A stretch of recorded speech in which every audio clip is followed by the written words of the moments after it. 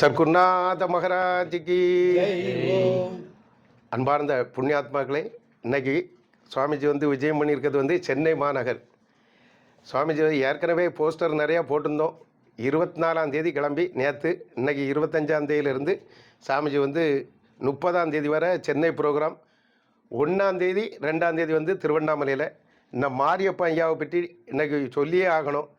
நம்ம யோகிராம் சிவகுமார் நாமகேந்திரம் ட்ரஸ்டீஸ் நம்ம செல்லப்பாண்டி ஐயா அவங்க கூட தான் வந்தாங்க. காணிமடத்தில் அவங்களையே மறந்தாங்க. சுவாமியுடைய திருவடியை சுமந்து பாத பூஜை பண்ணாங்க. அதே போல் யோகி ராம் சுரத்குமார் மாயம்மா உலாவிய அந்த கடப்பகுதியிலலாம் அவங்க தரிசனம் பண்ணாங்க.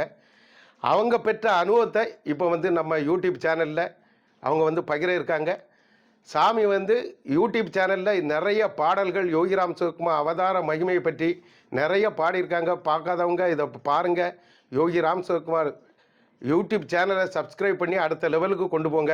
இன்றைக்கி மாரியப்பன் ஐயா நம்ம யோகி ராம் சிவகுமார் பற்றி காணிமடத்தை பற்றி நிறைய சொல்ல இருக்காங்க. அதை நீங்கள் எல்லாரும் கேட்டு பயன்பெறுங்க. அதில் உரிமையோடு நான் பேசுறதுக்கு முன்னே மைக்கை பிடிச்சிட்டு ஒரு சாதாரண அப்படின்னு சொல்லி நம்மளை பற்றி சொல்கிறார். அப்போ ஒரு உரிமை இருந்தால் தானே நம்ம ரைட். என்ன exhibit is right to Kanimadam Mantralayam connected, inter connected. அதுதான் அவருடைய கான்செப்ட். சொல்லுங்கள். நான் முதல்ல காணிமடத்துக்கு போயிட்டு மருமன் செல்லப்பாண்டி மூலமாக போய் சாமிகிட்ட பாத பூஜை பண்ணிவிட்டு வந்த பயங்கர எனக்கே ஒரு அதிர்ச்சி ஆயிடுச்சு சாமியை பார்த்தோன்னே. என் கூட ஒரு நண்பர் வந்தார். அவர் ஒரு போலீஸ் துறையிலேருந்து அவர் சஸ்பெண்ட் ஆகியிருந்தார் 15 வருஷமாக. அவருக்கும் காணி பூஜை பண்ணுங்க அப்படின்னு சாமிகிட்ட சொன்னேன். அவங்களும் சேர்த்து பண்ணோம், சும்மா இருங்கன்ட்டு. அவரும் பண்ணார்.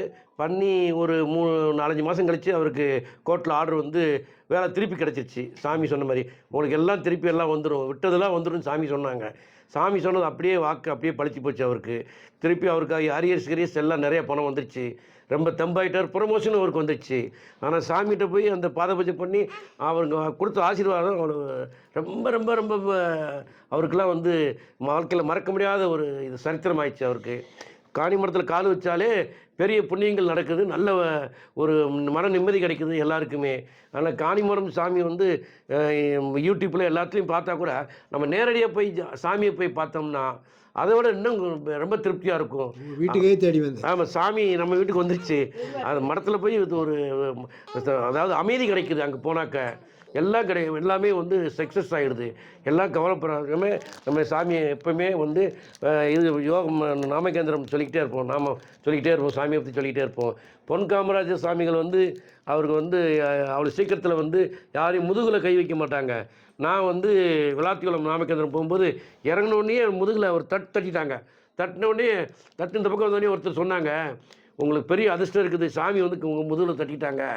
அதே மாதிரி விசிறி சாமியார் ஐயா யோகிராம் சுரத்குமார் ஆசிரமத்துலேயும் அவர் யாரை கை வச்சாலும் ரொம்ப பெரிய இதாகிடுவாங்க, நல்ல ஒரு இதாகிரும், எந்த நோய் இருந்தாலும் நோய் விட்டு போயிடும் அப்படின்னு கேள்விப்பட்டிருக்கேன்.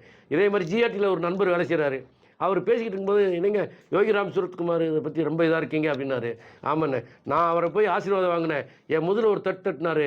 நான் இன்றைக்கி பெரிய ஜிஆர்டியில் ஒரு ஜிஎம் போஸ்டிங்கில் இருக்கேன், நல்ல ப்ரமோஷன் கிடைச்சி எனக்கு, நல்ல இதாக இருக்கேன் அப்படின்னு சொன்னார்.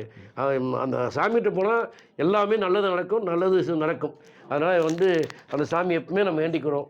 அதனால் அவங்க நம்ம இது பண்ணிக்கிறோம். மாரியப்பன் என்னை கழுத்தை கட்டி பிடிச்சிக்கிட்டார். அப்போ ஒரு உண்மை பந்தம், பூர்வ ஜென்ம புண்ணியம் இது உன்னை கண்டது, இது போன ஜென்ம வாசனையில் அறிகிறது. மனமறியா மொழியினிலே பேசினிட்டு உன் மலர்முகத்தை மறுபடியும் பார்க்க வந்தது. என்ன அதே போல் அம்மா படிச்சிருக்காங்க. இன்னைக்கு நம்ம இவங்க கொடுத்த புக்கெல்லாம் வீட்டில் கொண்டு வச்சுட்டாங்க. அம்மா படிச்சிருக்காங்க, படித்து இன்றைக்கி அந்த சிந்தனையிலே இருந்திருக்காங்க. அங்கே வந்தாச்சு. கண்டிப்பாக உண்மையிலே எனக்கு ஒரு இதுதான். நீ காலையில் தச்சில் படிக்க நீங்கள் சாயங்காலம் சொல்கிறாங்க சாமி வர்றாங்க வீட்டுக்கு அப்படின்னு. உண்மையிலே சரி, பெரிய ஒரு கனெக்ஷன். ஆமாம், அதுதான் அது. அதுமில்ல மாரியப்பன் அவங்களுக்கு அதுக்கு என்னை பற்றி சொல்லுறதுக்கு அவருக்கு அவ்வளவு ஆர்வம். நான் பேசுகிறதுக்கு முன்னே மைக்கை பிடிங்கி அவளே பேசியாச்சு. சாதாரணப்பட்ட இது இல்லை. அவங்க வந்திருக்காங்க, நம்ம எல்லாருக்கும் பெரிய பாக்கியம் அடைஞ்சு. ஆமாம். அதனால் இந்த திருக்குடும்பங்கள் பல்லாண்டு பல்லாண்டு பல கோடி நூறாண்டு வாழ்ந்து எல்லா நலமும் பெற்று சிறக்க குழந்தைகள்லாம் படித்து பட்டம் பெற்று பெரிய லெவலில் வருவாங்க. நீங்களும் ஐஏஎஸ் எழுதுறீங்க.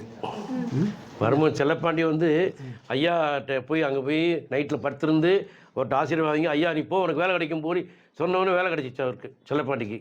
இப்போ வந்து அங்கே ஒரு விழாக்களுக்கு நாமக்கேந்திரம் செலவு வச்சு அவரும் பெருசாக இது பண்ணிட்டார். ஒரு பெருமை, ரொம்ப பெருமை ஐயாவுக்கு.